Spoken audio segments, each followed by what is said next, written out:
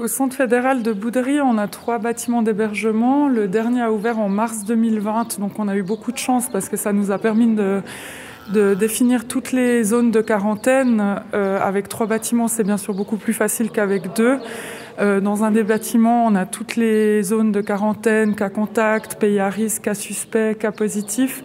Là où dans un autre bâtiment, on aura les personnes vulnérables au Covid qui sont isolées.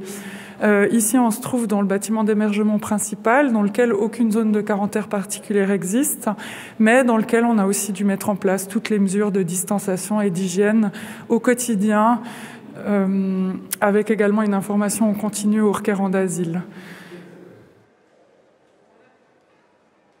Un des défis dans un centre fédéral, c'est aussi de pouvoir continuer avec la vie de tous les jours et notamment les activités, les cours de français, que ce soit le nettoyage ou le service du repas.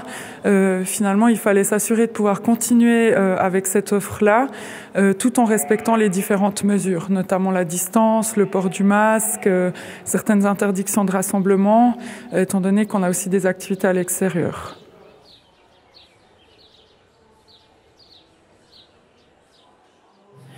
Dans les chambres, les personnes sont soit logées en famille ou alors avec d'autres personnes du même sexe. Et en ce qui concerne le Covid, si une personne d'une chambre devient positive au Covid, c'est toute la chambre qui va être mise en quarantaine en fait. Dans le reste de l'hébergement, les personnes portent le masque et dans la mesure du possible respectent les distances. Dans la zone de quarantaine, on a un espace qui est dédié aux cas suspects, les personnes qui ont fait un test et qui sont en attente de résultats. Un autre espace pour les cas contacts des personnes qui ont eu le Covid. Et encore un autre espace pour les personnes qui seront venues de pays à risque.